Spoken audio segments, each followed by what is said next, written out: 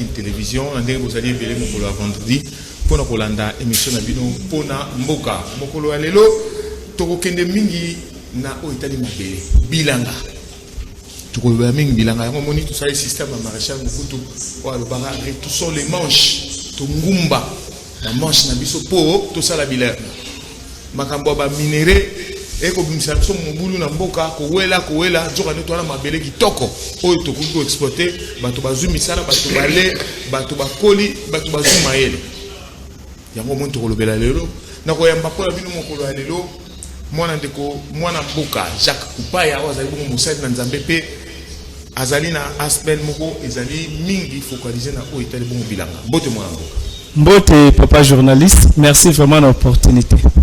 Voilà na yo tokosolola na oyo etali baactivité na yo na kati ya actualité na kati ya église na yo po ete bakonto encourager bakongomani mosusu bakoka bongo kosala mosala lokola yo mpe tobenga bato nyonso balingaka kosalisa bato mpe balingaka secteur wana agriculture bakoka bongo kosunga yo yambo tokóma na mwana mboka Jacques Kupaya pasteur bandeko bilenge ya avenir Bemba bakomeli biso bango bakambamaka na mwana mboka Yannick Samato boni bandeko.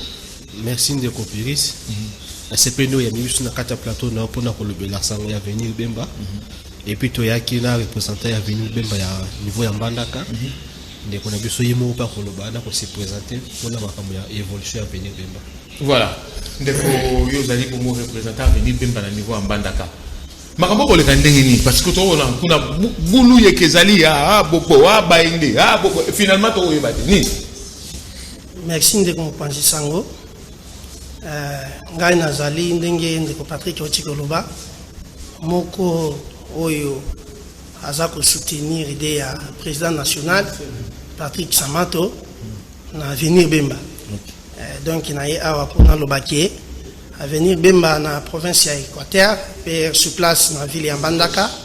En tout cas toza kitoko et en plus idée oyo président national ya Zwaki ya kosala avenir Bemba ndenga lokwa na défendra toujours ba valeur pour na zamuta ba valeur nde na zui likanisi ya kwadere wana poke na soutenir avenir Bemba nde lo moningai awa na etando ikepo na kolobela avenir Bemba mwa moke. Voilà tokota ba politique te tokota kuna te makambo bitumba na bango etali yote bon nalika na placer un mot là-dessus na oyo ezali makambo ya province nenge zoleka na kanisi na kosenga kana président de la République à répondre kaka na volonté à population aux populations zosenga à répondre kana population sengi bon population sengi ya la bango solution na crise zoleka na azani donc population ça ni pour oyo sengi ka solution de non population sengi départ ya gouverneur Bobo. OK dikambo yo le to eki mingi makambo bilanga avenir Bemba toke bon avenir avec santé avenir Bemba na Mbandaka bon na uti koloba awa ke avenir Bemba za structure oyo ngai je pense yo kana ndimi ko adhérer na kati parce que ils ont défendre toujours valeur omoni avenir Bemba na province ya Équateur ndenge naza koyebisa yo pe na ville ya Mbandaka avenir Bemba ko za la structure oyo ezali likolo eza structure eza likolo oyo eza na vision na yango oyo ki na 2023 en tout cas beaucoup mona avenir Bemba na niveau ya Équateur komande ni nango ekobimisa ba député na bango et en plus beaucoup mona avancement ya avenir Bemba na province ya Équateur.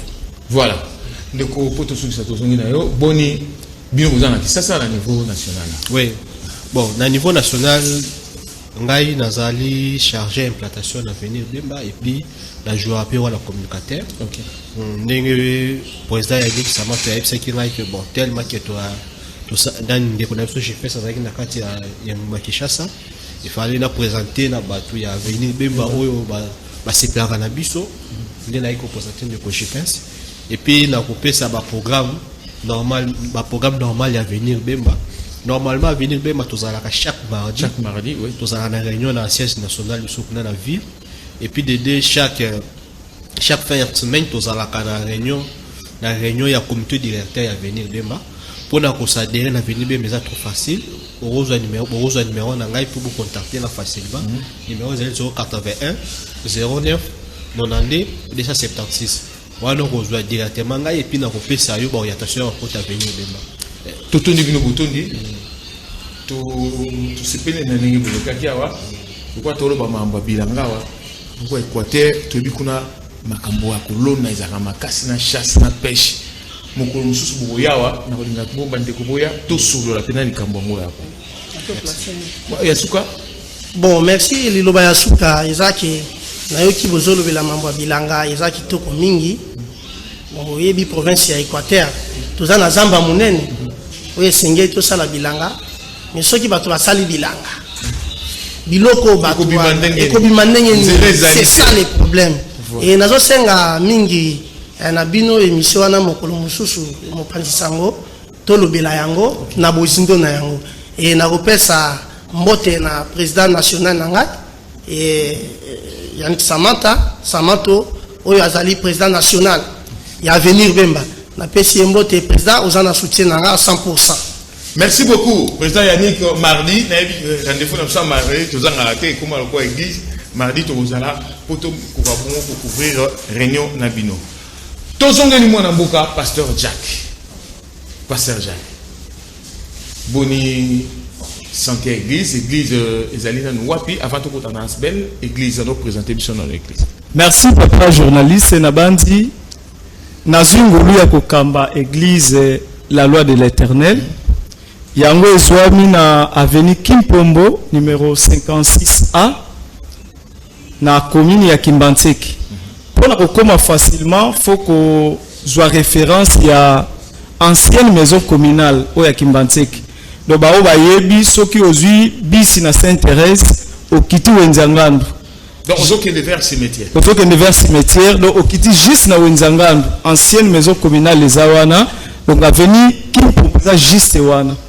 Alors pour na kozwa biso facilement peut-être na ba oyo bazana makuki ya kokoma directement te ba koyi ko benga biso na nzela ya singa na 081 17 68 643. Alors tout côté na bozindo vous êtes chrétien et ça église ba chrétien na bandi. Oui c'est noir te. Non c'est-à-dire et ça église chrétienne parce que même autre l'église ya bangunza c'est ça église chrétienne. Okay. Parce que tu rencontres na ba polémique wana te. Okay. Mais origine nango source nango nde Yesu Kristo. Voilà. Alors bino na kati église vous allez pe na asbel na bino. Alors bon mitaki ndengeni vous avez une église vous vendika bo la muko bito sa asbel to pebo. Merci papa journaliste. Kokamba batu ezaka makambo molimo te faut kotala pe ba besoin ndenge bango basengeli babika mokolo na mokolo. Or église eza installée na communauté yebi ke na ba difficulté ebele soki tozi commune ya Kimbantseki eza parmi ba commune oyo eza na moins retard na moins makambo ebele oyo pesa na bilenge oyo baza vraiment na ba difficulté mingi na kotala ensemble ya ba difficulté wana to monaki to koyi ko sala kaka ya molimo te esengeli to yekola lolenge nini ya kosunga population tozo kamba pour que batombwana bayeba kozala malamu nde tina eye en dehors ya sensibilisation c'est-à-dire ko éveiller bango to monaki to sala action tous au moins ba initiative pour permettre ba yetoza ko kamba bazala malamu ndetina to yaki susu ko telemisa lisanga to organisation non gouvernementale ya développement ndenge to lobaka to ONGD na kombo ya action pour l'éveil et le développement intégral donc AED na mukuse. Voilà. Na kati na yango ba activité principale des AED.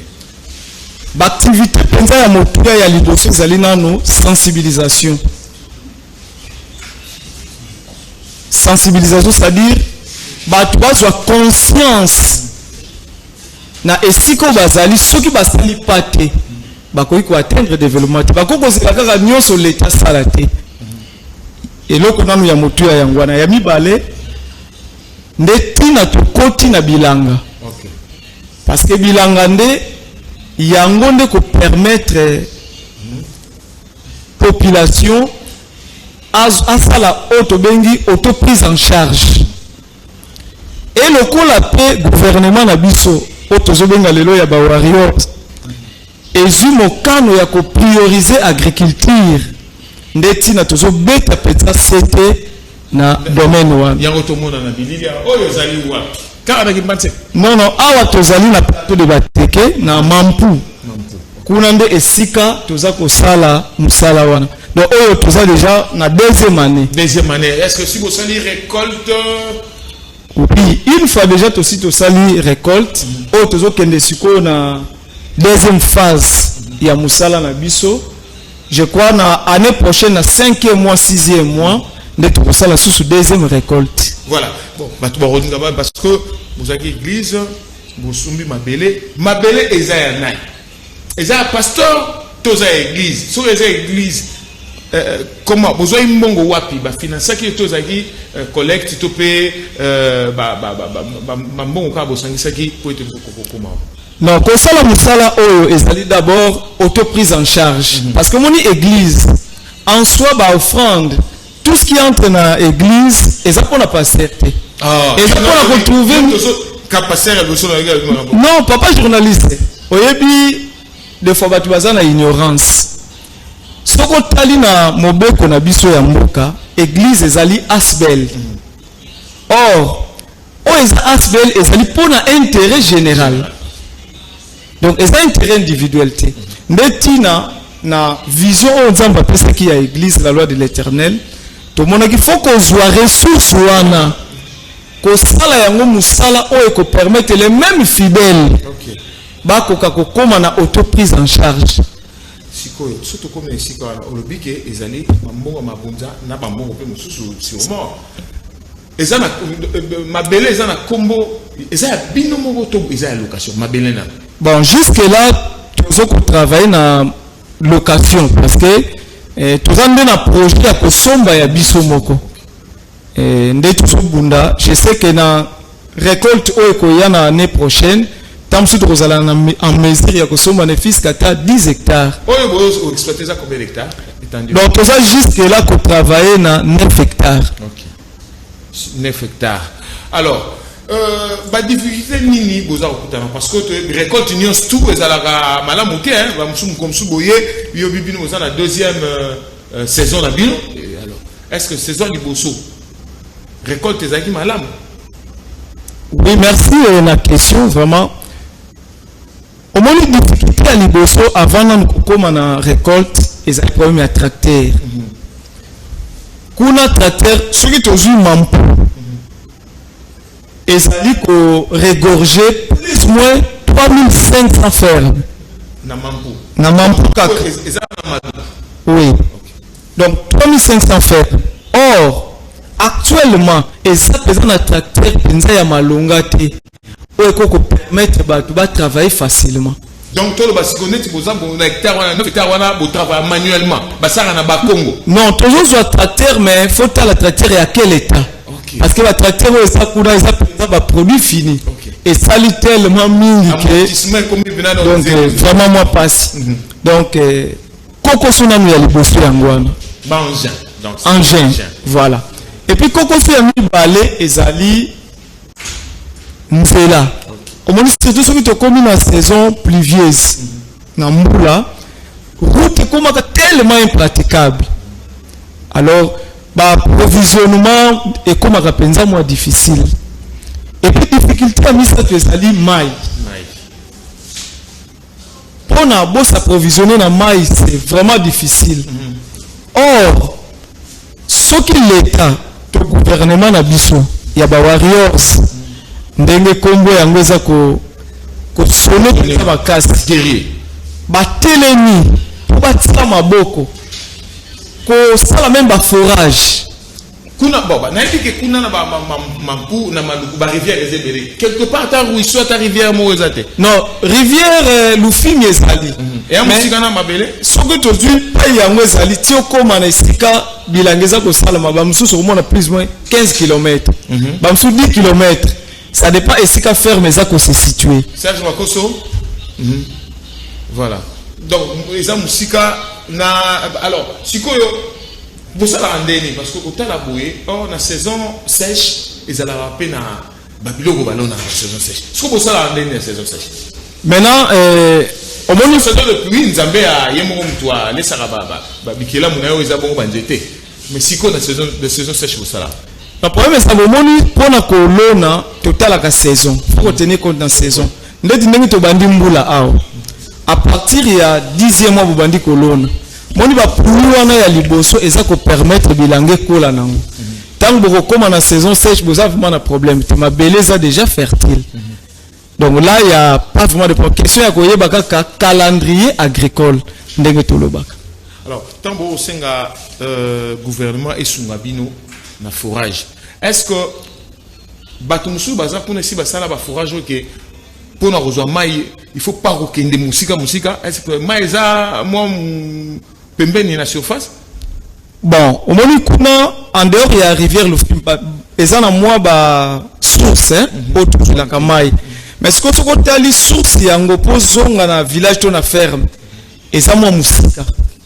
or na musika wana on peut utiliser ba mayele ba motopompe pe koko benda mai wana ti voilà et approvisionner par exemple des biso toza na pembeni ya mboka Ntsuni or kozwa Ntsuni ti okoma na mai wana bako benda mai wana e yati na mboka wana Ntsuni comme ça Ntsuni akomi ko approvisionner ba ferme oyo nyonso eza pembeni il y a des gens qui vous font 10 km pour na kaka zo mai alors que l'eau c'est la vie voilà et puis bilanga il faut dépendre plus na mai alors to retenir ba difficulté il y a engin c'est-à-dire mingi bon méca et que tout ba semi mécanisé hein oui. Voilà to zui bobo voilà tracteur o eza approprié o ko sala na tracteur e ko sala bino e ko ki ko bo sala élaboraka tracteur ce que ça vraiment en bon état il y a malamu par jour et que ça même 3-4 hectares ce qui pense ça ya malamu à combien par jour actuellement 1 hectare est dans tout 170 000 alors c'est une bonne affaire aussi pour un bateau et pour investir beaucoup de tracteurs beaucoup nango c'est ça 170 000 par hectare c'est un bon rebelle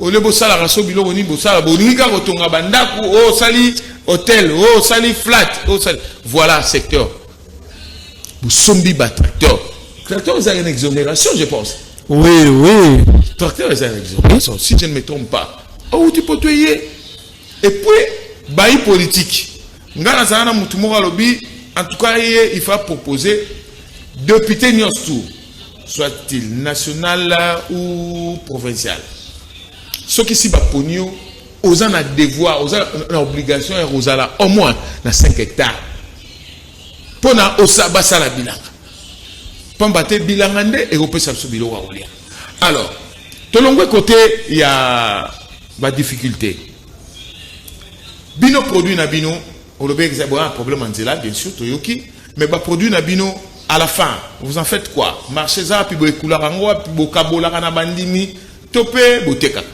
Bon, en fait, tant que tout ça les récolte à l'Ibosto, parce que l'objectif n'a pas c'est l'église à Coca-Cola parcelle. Ok. C'est-à-dire, nous misons plus l'achat et à parcelle, il y a église. Adresse jusqu'à là, vous foutez là. Dans l'église, dans ma belle voilà. Donc, Kosomba le parle pour l'église et puis Kosomba peut ma belle pour l'église. Donc, petit cas il y a église. Hein, au lieu de la location, parce que location en soi, et ça profitable mingi. Parce qu'il faut tirer encore mbongo au foot à location. C'est ça. Mais quand on a produit, voilà. Alors, dès que tu mises ba produit wana, tu écoutes la marché à liberté. Tu côté là ba produit en mille foufou hein. Donc na marché liberté donc Karawana na boulevard Oui. voilà. Bah faut ça combien de sacs na première récolte vous savez combien de sacs? Bon, actuellement, vu ma belée perd un peu fertilité dans le temps, mais ce qui nous a vraiment tiré le boko, c'est bon, dans des 20-30, 30 sacs. ceux qui pensent travailler bien et qui nous ont tiré le boko. Na 9 hectares vous ici 30 sacs. Non, ça dit 1 hectare. 1 hectare, 30. Plus ou moins. Plus ou Il faut compter donc 20, donc, ou bien 15 à 20. Ça dépend parce que mon bilanga, pour moi, je récolte à bien, il faut suivre ça la malade. Beaucoup l'on c'est bien, mais il faut que la sarclage surtout. Ce qui sarclage, c'est ça la ma baie. Ne vous attendez pas à un bon résultat. Kolongola matiti. Rien à voir Voilà. avec Bilo Robino Bolona. Oui. Donc notre Boloni manioko pona ba fufu. Matiti nyonso eza manioko Voilà. kolongola. Il faut qu'on dégage un peu et bon, c'est-à-dire écola sans que ça la déranger. OK. Et qu'on permette manioko wana et ça la penza minene. Ok. Et puis on a ba bonne condition. Voilà. Alors ce qui boteki quand même bokanisa peu mandimi ça. Oui. La preuve, peut-être prochainement, tango tukoya tukolobela en profondeur na hôtel l'église. Tout ça on a pour soutenir peu l'activité mususu individuelle ya bandimi. Parce que tout ça bandimi mususu baza par exemple ba fille mère. Aza penza na soutien te, tout ça ko aider bango ba mususu ba ko la couture. Tout ça na moi quelques machines déjà tout ça somba, tout ça ko apprendre bango gratuitement. Maintenant église azo ko sont en charge ba oyo ba yebi kotonga pour ba aider bango, église les soutient.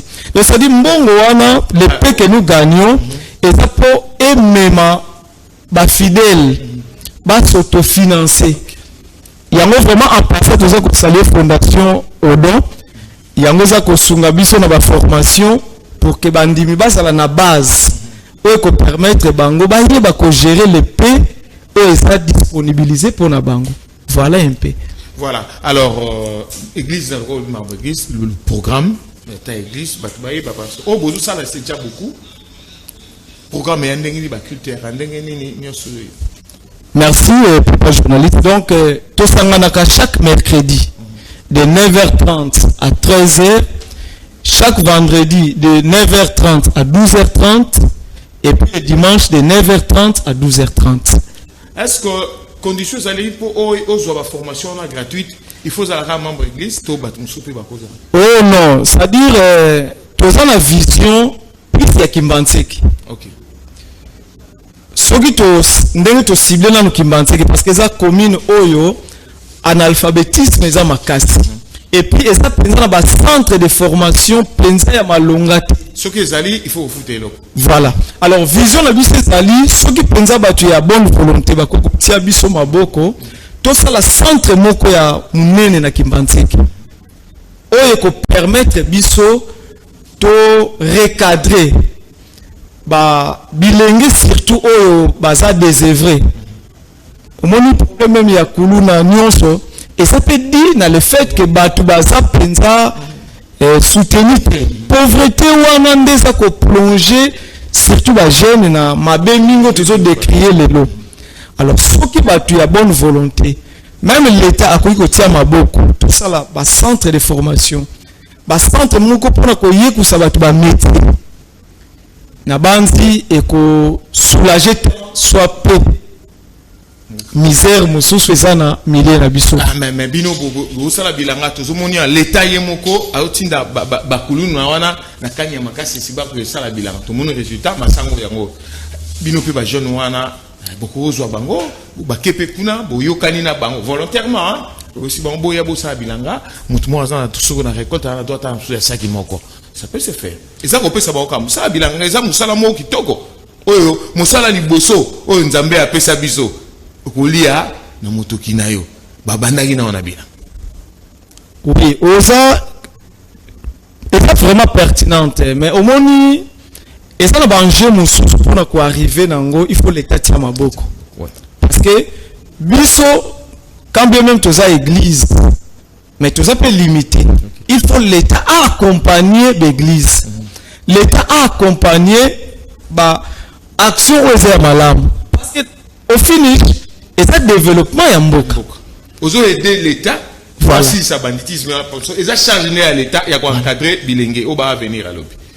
Donc biso tout ça quoi accompagner pe l'État. Donc l'État ça pe na mokumba wana ya ko impliqué na oyo biso tout ça ko sala na quoi accompagner biso. Alors, et vous avez malade, vous mettez ça ma porte parce que tous en a gouvernement, tous en a Kimbantek, tous en a bourgmestre, tous en a Kinshasa, tous en a gouvernement, tous en a ministre d'agriculture provincial et agriculture Azali. Moi je connais, il faut à la papa Kanza, il s'appelle Kanza je crois, il y a un ministre d'agriculture. Est-ce que si vous coupez ta porte, vous avez bissaé, t'as la biso boye.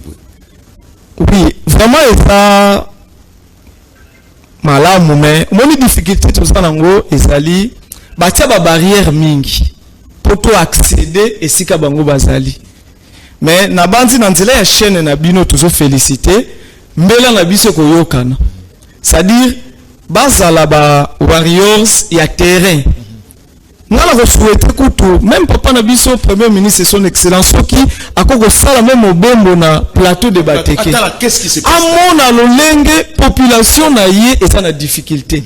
Omoni oyo ya koyoka na ya komona eza différent. Ba yananu batika nanu ba mituka na bango ya minene batika nanu ba bureau ba yananu batambula makolo ba mona lolenge population so sala ba kilomètres pandu kaka ne fiske loka kolia. Alors que hasard ou ça l'activité oyo et qu'on peut ça battre biloko à relier. Voilà. Et c'est chaque jour biloko zo ta plateau zo bima. Donc ozo mona ce qui vraiment mbela oyo ba yoki yango na ebi ke bazaka pe sensible na bakri na biso. Mais ekozala vraiment malamu ba mitia na terrain bazala kaka ba oyo ba banda ko yoka te. Ba guerrier ba na terrain, guerrier na bureau. Voilà. Voilà. Alors yambo teto suki ça tokoko le kaboete ya so yo zali mosali na nzambe basali na nzambe ba pesa ki bino bobimisa mokambi ya seni e sali bataille bele bozo kokate bokabwani kuna ngambo bazongi saboy bondimi suka assemblée nationale basuki kaka na ko entériner o akonama ki na si confession religieuse wana pona ka tokene mbangu tuzo retardé. Alors nanyo suwana est-ce que batu bakoki kotia sous ebikia na ba église na biso wana Congo po sika bo sangana bino boko kabwa makanisi na. Merci papa journaliste na banzi motuna wana ezotangisama ya mitu. Mais église c'est église. Rôle ya église ezali ya ko encadrer ba politique. Ya ko orienter bango. Ya ko soutenir bango. Bango pe ba politique baza na devoir ya ko sa sincère na basali ya nzambe. Parce que baza quelque part batata na bango. OK. Totia kimia. Ngai na kosenga na mokonzi ya mboka azwa courage ndenge asalaka nango abengisa bango bavanda autour d'une table. L'œuvre humaine n'est jamais parfaite. Bavanda, babongisa. Batia moi vinu na bakopo na bango ndenge tolobaka. Pour que to panza mboka te. Mais to sangisa. Esika mabezali to bongisa. Basali na nzambo kolobani wana lobi na ba ipoti na basali na nzambo kolobani. Na basali na nzambo na kolobaka ke moko na moko alongola kazaka ya appartenance na lingomba na ye. Tolata kazaka ya Congo. Totala intérêt ya Congo parce que tozaka na mboka moko. Soki mboka ngo ebebi biso no soza na place. Mutu kozala épargner azate. Donc na banzi ezana no trop tard te. Poto bongisa isika to bebisaki. Poto tamo konzi pa ko loba tel ko malonda na zongisi loko ba contestation zali na zongisi bo bandela bopo. Eloko nyonso kende zongeza ya biso na Congo, ça dit tolata Congo. Totala esika nini kokoso ezali na ndenge tokobongisa yango. Tokozela te mutu mususu kobongisela biso. Il faut tout se surpasser. Basala nzambe ba se surpasser, batala couleur ya pote. Batala na okazu bazongiseli bango pa tata mokonde. Ebo soki bazongiseli bango te to suka. Tokende tozongeza ya biso. baza obligé babongisa. Voilà. Donc comme la souka na sengi on rappeler na numéro parce que bato balandi vous va contacter pour ba financer bino ba luka bino tracteur ba luka bino soki eloko nini. On rappelle numéro et téléphone au ba ko rejoindre. Merci papa journaliste. Bakota biso facilement na 081 17 68 643. Tona 090 29 48 421. Bandeli susu 090 29 48 421 ou bien na 081 17 68 643. Voilà. Tozaki bongo na pasteur Jack oyo azali mokambi église monene na Kimbanzeke azape na Asbel monene oyo baza ko evre mingi na domaine ya bilanga po ete bakoka bongo ko tombola l'église ba soutenir bato ba désœuvré ya commune ya ba démuni ya commune ya Kimbanzeke alza musala moko makasi oyo singa soutien ya l'état na ya ba particulier po ete bakoka bongo ko sunga bango ba o ba numéro oyo message simbi bango en tout cas bakoka bongo ko benga mingi penza to beta mbela nde na l'état botika ba bureau bokende kuna bokende tana nde bilanga za ko salema bo soutenir tracteur na l'état na gouvernement provincial tracteur eza eloko nini loko afuta na $170 so bino bokitele bango na $60 basali binanga bino bokoti mbongo population ko ya kisasa o bino boza kokamba balele lisusu mabandi ete mbela oyo ekui na mabele oyo ezali bongo fertile. Merci na kupa mbola oyo sungaki na caméra. Merci na Serge Makoso azaki bongo na niveau ya réalisation. Ndeto kutani mokolo vendredi ekoya.